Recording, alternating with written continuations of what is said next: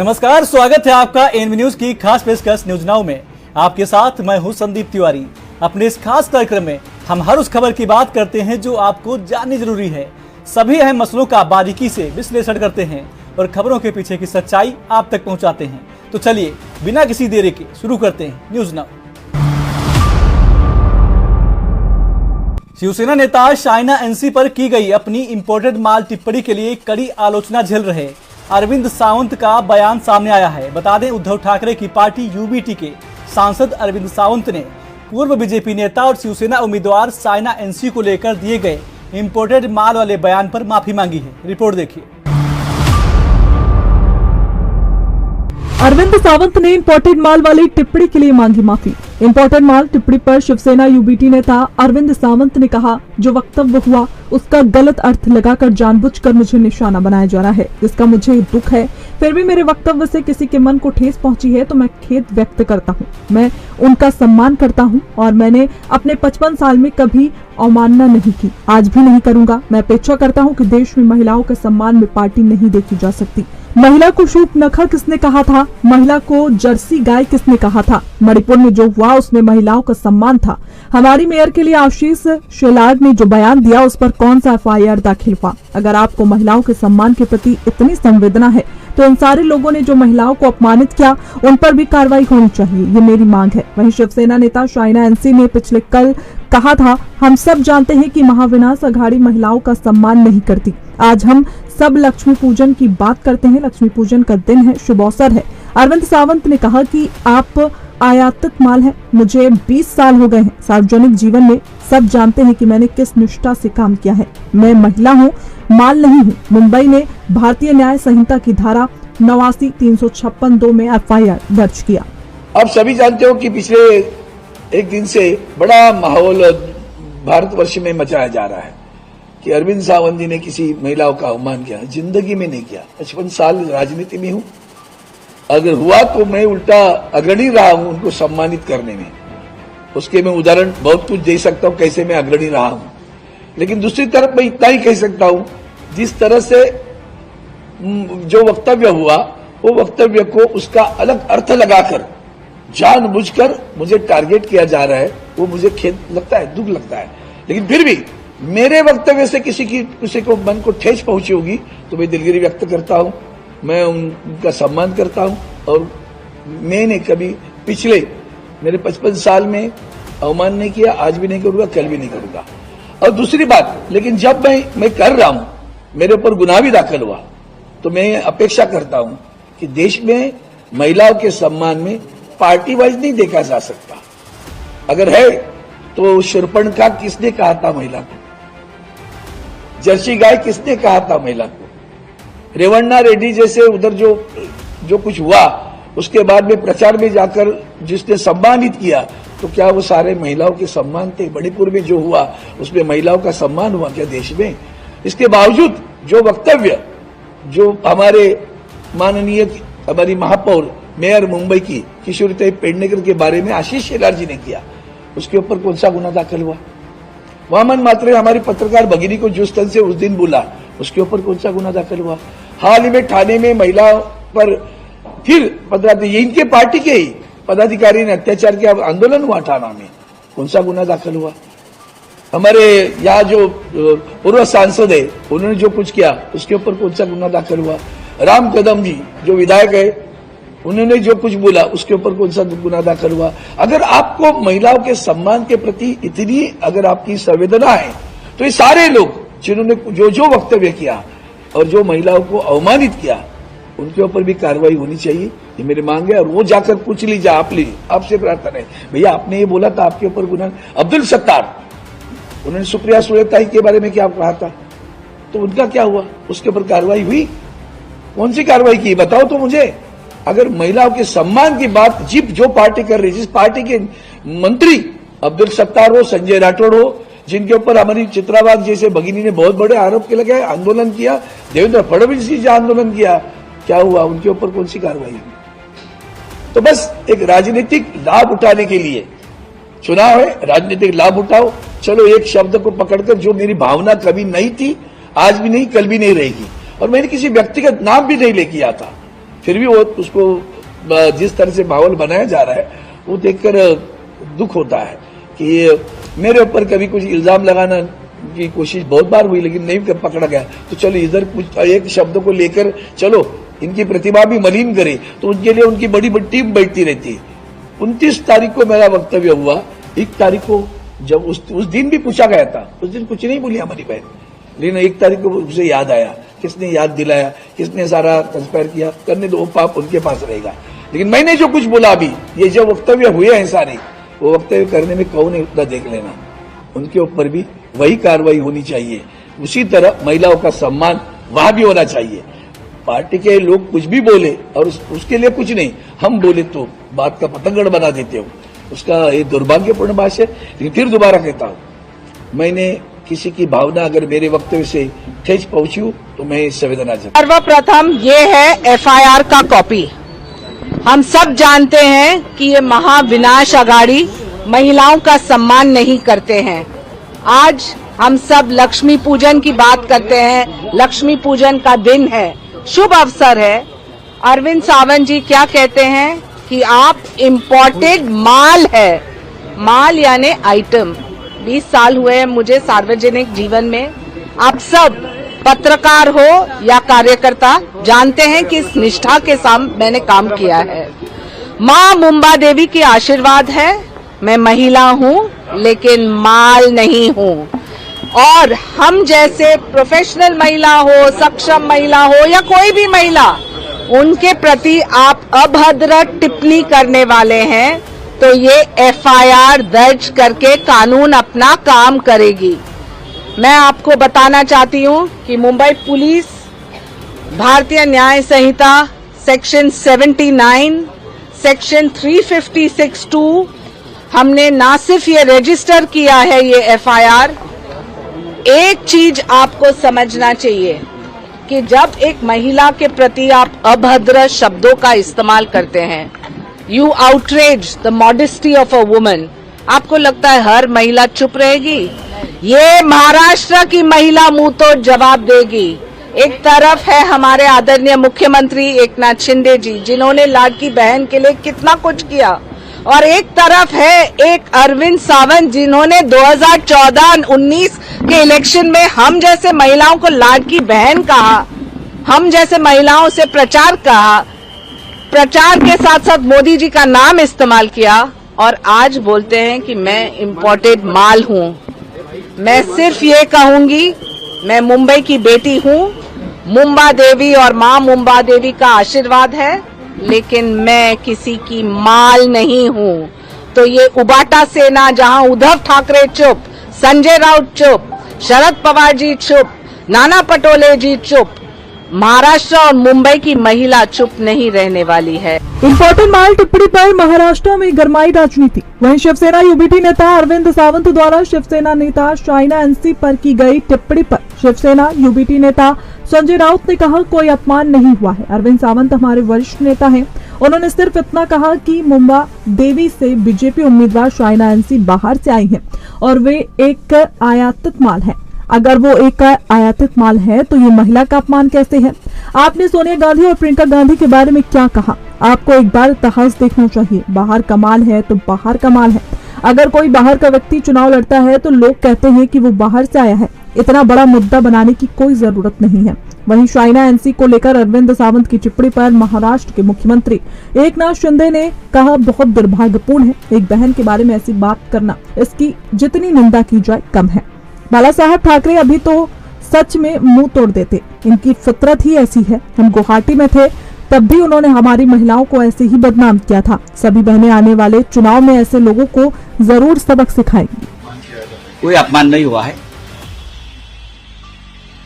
अरविंद सावंत जी हमारे एक बहुत ही बुजुर्ग हमारे साथी और नेता है, सांसद है। क्या कहा अरविंद जी ने? अरविंद जी ने इतना ही कहा है, ये जो कि भाजपा की महिला उम्मीदवार है वो इस क्षेत्र में मुंबा देवी में बाहर से आई है, इंपोर्टेड माल है। अगर इंपोर्टेड माल है बाहर का, उसमें महिला का अपमान कहां हो? आप सोनिया गांधी जी के बारे में क्या कहा था? प्रियंका जी के बारे में क्या कहा है आपने? आप एक बार इतिहास खंगाल लीजिए 10-15 साल का, आपको पता चलेगा। ये राजनीतिक इवेंट्स करते हैं लोग। बाहर का माल है तो बाहर का माल है, इंपोर्टेड है। बाहर से अगर कोई व्यक्ति चुनाव लड़ती है तो उसको लोग कहते हैं बाहर से आई व्यक्ति, यहाँ की नहीं है, स्थानिक नहीं है, भूमिपुत्र नहीं है, ये भूमि कन्या नहीं है। इतना ही तो कहा है, तो उसका इतना इशू करने की जरूरत नहीं है। बहुत ही दुर्भाग्यपूर्ण बात है एक बहन के बारे में ऐसी बातें करना, ये बहुत ही निंदाजनक है। इसकी कितनी निंदा करे उतनी कम है। बाला साहब ठाकरे जी के विचार वाले कहते हैं, और विचार कैसे है देखो, बाला साहब ठाकरे जी अभी रहते तो सही में मुंह तोड़ देते। मैं इतना ही कहूँगा, इनकी फितरत ही है ऐसी। हम गुवाहाटी में तब भी ऐसे ही उन्होंने बदनाम किया था हमारे महिलाओं को, हमारी बहनों को। अभी सारी बहनें ये आने वाले चुनाव में ऐसे जो बहनों का अपमान करने वाले लोग हैं उनको सबक सिखाएंगे। जो बात गलत है वो गलत ही है। शिवसेना यूबीटी नेता अरविंद सावंत के माफीनामे पर महाराष्ट्र के उप मुख्यमंत्री अजित पवार ने कहा, जो बात गलत है वो गलत ही है, हम उसका समर्थन नहीं करने वाले। अगर मेरी पार्टी के किसी नेता या कार्यकर्ता ने गलत बात की हो तो मैं उसे गलत ही समझूंगा और उसके खिलाफ नोटिस भी निकालूंगा कि ऐसा बयान क्यों दिया गया। वहीं इस मुद्दे पर शिवसेना यूबीटी नेता प्रियंका चतुर्वेदी ने कहा, अगर आप उनके बयान को सुनेंगे तो उन्होंने कहा था कि 12 ऐसे उम्मीदवार हैं जो बीजेपी से शिवसेना में गए हैं। वहीं जो उन्होंने खेद व्यक्त किया है तो वो बात ठीक है। किसी को बुरा लगा, एफआईआर दर्ज हो गई, अब उन बातों पर चर्चा हो, चाहे वो संजय शिरसाट हो, शीतल महत्रे, ज्योति वाघमारे हो, इन सबसे एकनाथ शिंदे कब माफी मंगवाएंगे? मैं उम्मीद करती हूँ शाइना एनसी अपनी पार्टी के लोगों से बात करेंगी और उनसे माफी मंगवाएंगी। हमारे नेता ने तो माफी मांग ली, और वो वहाँ जहाँ उनकी गलती भी नहीं थी, क्योंकि उनके बयान को तोड़ मरोड़ कर पेश किया गया। जो गलत बात है वो गलत ही है, उसका समर्थन हम बिल्कुल करने वाले नहीं है। मेरे पार्टी के कुछ लोग ने भी या कार्यकर्ताओं ने या लीडर ने भी गलत बात की तो मैं उसको गलत ही समझूंगा और उसको उसके बारे में नोटिस भी निकालूंगा कि ये तूने ऐसा स्टेटमेंट निकालने की क्या जरूरत थी। एक्चुअली अगर आप उनका पूरा कमेंट सुनेंगे, उन्होंने कहा था कोई इम्पोर्टेड 12 ऐसे कैंडिडेट्स हैं जो बीजेपी से शिंदे सेना में गए हैं और वो कैंडिडेट की उम्मीदवारी ले रहे हैं। तो उन्होंने कहा जो खुद लड़ाई लड़ रहे हैं यहाँ पर, जो डोमेस्टिक हैं यहाँ के, वो ही अच्छा काम कर रहे हैं। और ये बात सच्चाई है कि अमीन पटेल जी काफी परिचित चेहरे हैं। 5 टाइम वो बेस्ट एमएलए अवार्ड जीत चुके हैं, नंबर 1 एमएलए रैंकिंग रह चुकी है उनकी। उनका काम ही बताता है कि कितने वो पॉपुलर हैं। रही बात जो उन्होंने खेद व्यक्त किया है, ठीक है, क्योंकि किसी को बुरा लगा इसके बारे में, उनके एफआईआर दर्ज हो गई। अब मैं कहती हूँ एफआईआर दर्ज हो गई है, अब चर्चा हो इन बातों पे कि किस तरीके से, अगर वो महिला सम्मान की बात कर रहे हैं और सब उनके ऊपर से लेकर नीचे तक सारे लीडर्स ने कहा, तो मैं इनसे कहूंगी, चाहे वो संजय शिरसाट हो जिन्होंने मेरे बारे में अभद्र टिप्पणी की थी, चाहे वो शीतल म्हात्रे हों जिन्होंने मेरे ऊपर बेबुनियाद आरोप लगाए थे, चाहे वो उनकी ज्योति वाघमारे हों, चाहे वो मनीषा कैंडे हो जिन्होंने मेरे बारे में अनाप शनाप कहा था, चाहे वो भरत गोगावले हों जिन्होंने स्नेहल जगताप के बारे में क्या क्या कहा था, चाहे वो अब्दुल सत्तार हों जिन्होंने सुप्रिया सुले जी के बारे में क्या क्या कहा था। तो इन सब से ये लोग जो बात करते हैं कि महिला सम्मान के बारे में, एकनाथ शिंदे इन सबसे कम माफी मंगवाएंगे। मैं उम्मीद करती हूं कि अगर अभी इसके बाद हमारी जो कैंडिडेट हैं शाइना जी अपनी ही पार्टी वालों से कहेंगी कि जो दूसरी महिलाओं के बारे में आपने टीका टिप्पणी की है, क्या उसके बारे में आप सबसे आगे खड़ी होकर उनसे माफी मंगवाएंगी। और हमारे लीडर ने तो माफी मांग ली जहां पे उनकी गलती भी नहीं थी, क्योंकि उनको पूरे कमेंट को तोड़ मरोड़ कर पेश किया गया। पर आप लोग अपनी गंदी सोच और गिरती हुई महिला के बारे में विरोध जो है उसके बारे में कब माफी मांगेंगे। बता दें कि उद्धव सेना के सांसद अरविंद सावंत ने शुक्रवार को मुंबा देवी सीट से शाइना एनसी की उम्मीदवार पर टिप्पणी करते हुए कहा कि यहाँ इंपोर्टेड नहीं चलेगा, अमीन पटेल को ओरिजिनल माल है, हमारे यहाँ ओरिजिनल माल चलता है। इसके बाद मुंबई की सियासत गर्मा गई। शाइना एनसी ने इस मामले में नागपाड़ा पुलिस स्टेशन में रिपोर्ट दर्ज कराई। साथ ही सोशल मीडिया प्लेटफॉर्म एक्स पर जवाब दिया कि महिला हूँ, माल नहीं। शाइना एनसी बीजेपी की प्रवक्ता रही हैं। एकनाथ शिंदे ने जब शाइना को उम्मीदवार बनाया तब वो बीजेपी छोड़कर शिवसेना में शामिल हो गई। 29 अक्टूबर को उन्होंने अपना नामांकन दाखिल किया। मुंबा देवी में उनका मुकाबला कांग्रेस के अमीन पटेल से है। कांग्रेस अध्यक्ष मल्लिकार्जुन खड़गे ने गारंटी के विषय को लेकर प्रधानमंत्री मोदी पर हमला बोला था। उन्होंने कहा था कि प्रधानमंत्री मुख्य विपक्षी दल पर उंगली उठाने से पहले ध्यान दें कि मोदी की गारंटी 140 करोड़ भारतीय नागरिकों के साथ एक क्रूर मजाक है। उन्होंने प्रधानमंत्री पर झूठ, छल और कपट का आरोप लगाया और यह दावा भी किया था कि भारतीय जनता पार्टी का मतलब विश्वासघात और जुमला है। उनके इस बयान पर अब बीजेपी ने भी निशाना साधा है। रिपोर्ट देखिए। खटाखट फटाफट से टकाटक तक पहुंची राजनीति। कांग्रेस अध्यक्ष मल्लिकार्जुन खड़गे ने शुक्रवार को प्रधानमंत्री मोदी पर निशाना साधा। खड़गे ने कहा कि मोदी कांग्रेस पर गारंटी के मुद्दे पर सवाल उठाने से पहले खुद को देखे। खड़गे ने कहा कि मोदी की गारंटी 140 करोड़ भारतीयों के साथ मजाक है। खड़गे ने पीएम मोदी पर झूठ बोलने और धोखा देने का आरोप लगाया। उन्होंने कहा कि बीजेपी का मतलब ही विश्वासघात और जुमला है। वहीं इस पर खटाखट टकाटक तक वाले बयान राजनीति में चर्चा का ವಿಷಯ ಬನೆ हुए हैं। ಗ್ಯಾರಂಟಿ ಕೊಟ್ಟಿದ್ರೆ ಎಷ್ಟು ಕೊಟ್ಟಿದ್ರು? ಈಗ ನಿಮ್ಮ 5 ನೋಡಿ ನಾನು 5 ಅಲ್ಲಿ ಹೇಳಿನಿ। ಈಗ ಮಹಾರಾಷ್ಟ್ರದ 5 ಗ್ಯಾರಂಟಿ, ನೀ ಗ್ಯಾರಂಟಿ ಒಂದು ಕೈ ಬಿಡ್ತೀನಿ ಅಂತ ಹೇಳಿದಿ ಇವತ್ತು। ನೀವು ಓದ್ತಿಲ್ಲಪ್ಪ ಪೇಪರ್ಗಳು, ನಾವು ಪೇಪರ್ನಾಗ ಬಂದಿದ್ದು ನೋಡ್ತೇವೆ। ಸೊ ಇರ್ಲಿ ಅದಕ್ಕೆ ಬಂದಿದೆ ಇವತ್ತು ಆಯ್ತು ಕೇಳಿ, ಬೇರೆಯವರು ಹೇಳೋರಿಗೆ ಒಂದು ಒಳ್ಳೆಯದಾಯ್ತು। ಸೊ ಅದಕ್ಕಾಗಿ ಯಾವುದೇ ಹೇಳಿ ನಾವು ಮಾಡಿ, ಈಗ ನಾವು ನಿಮಗೆ ಅನುಕರಣೆ ಮಾಡ್ತೀವಿ। ಅಲ್ಲಿ ಮಹಾರಾಷ್ಟ್ರದಾಗ ಯಾವ್ದು ಮಾಡಬೇಕು ಅಂತ ನಾ ಹೇಳಿದೆ, 5, 6, 10, 20 ಹೇಳಕ್ ಹೋಗ್ಬೇಡಿ। ನಿಮ್ಮಲ್ಲಿ ಏನು ಬಜೆಟ್ ಇದೆ ಆ ಬಜೆಟ್ ತಕ್ಕಂತೆ ಗ್ಯಾರಂಟಿಗಳು ಕೊಡಿ, ಇಲ್ಲ ಬಜೆಟ್ ಬಿಟ್ಟು ನೀವು ಗ್ಯಾರಂಟಿಗಳು ಕೊಟ್ರೆ ಇಲ್ಲಿ ದಿವಾಳಿ ಎದ್ದು ಹೋಗ್ತದೆ। ಈಗ ಒಂದು ಬಟ್ಟಿ ಮಣ್ಣು ಹಾಕಿ ಸಡಕ್ ಮೇಗಿಲ್ಲ, ಇದು ಇಲ್ಲ, ಎಲ್ಲರೂ ನಿಮ್ಮ ಮೇಲೆ ಬೀಳ್ತಾರೆ। ಆಮೇಲೆ ಈ ಸರ್ಕಾರ ಫೇಲ್ ಆದರೆ ಮುಂದಿನ ಜನರೇಷನ್ಗೆ ಏನು। नरेंद्र मोदी ठकाठक ठकाठक फटाफट फटाफट फटाफट ठकाठक बोल रहा है। बोले खटाखट खटाखट खटाखट खटाखट खटाखट विदेश भाग गए कि नहीं भाग गए?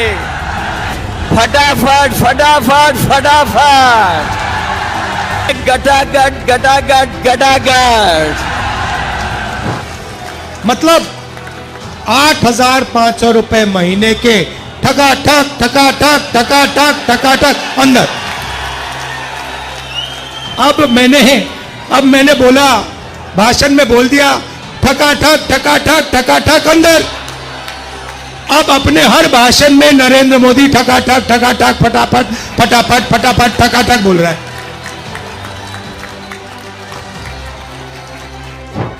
इन शहजादों को ना मेहनत की आदत है और ना ही नतीजे लाने की। इसलिए कहते हैं देश का विकास अपने आप होगा। और कहते क्या है, विकास कैसे होगा? बोले खटाखट खटाखट।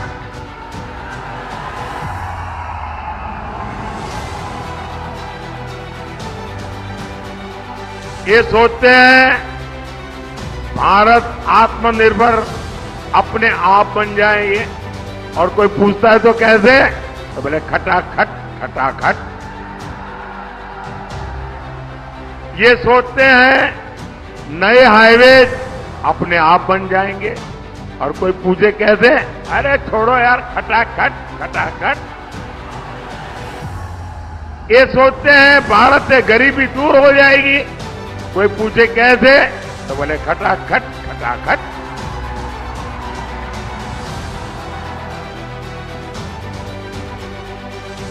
अरे कोई इनके दिमाग को भी जरा बता दो, कब रायबरेली की जनता भी खटाखट खटाखट खटाखट भेजेगी घर।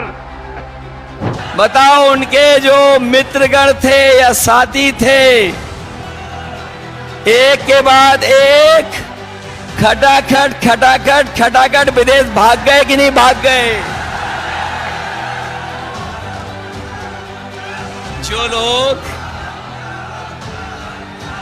जो लोग देश को सपना दिखा रहे थे बड़ा बनाने का,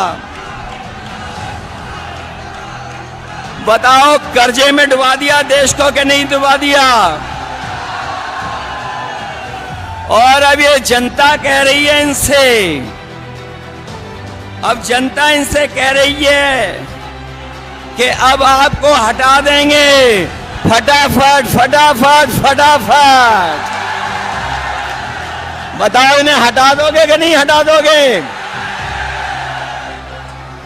और जो कहते थे कि ना खाएंगे ना खाने देंगे, याद है कि नहीं याद है? जो कहते थे कि ना खाएंगे ना खाने देंगे, बताओ वो सब डकार गए कि नहीं डकार गए? डकार गए। वो कह रहे हैं गटागट गटागट गटागट, खटाखट खटाखट खटाखट। क्या मोदी जी को रास्ता दिखा दे? खटाखट खटाखट खटाखट।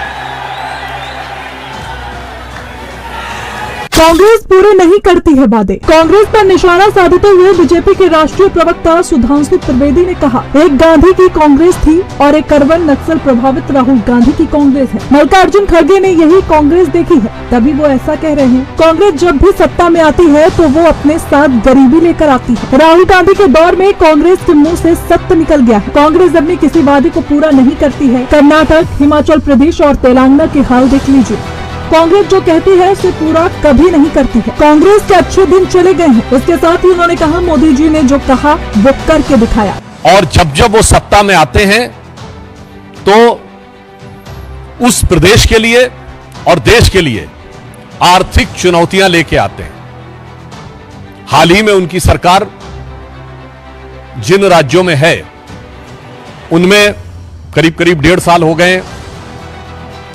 कर्नाटक में आप जाके चेक कर लीजिए, कर्नाटक में 2021-22 में जो इन्वेस्टमेंट था वो 1,63,000 करोड़ था, अब 54,000 करोड़ पे आ गया। हिमाचल में आप याद करिए कि इन्होंने क्या दावा किया था कि हम पेट्रोल और डीजल के दाम कम कर देंगे, आते ही 3-3 रुपए बढ़ा दिए।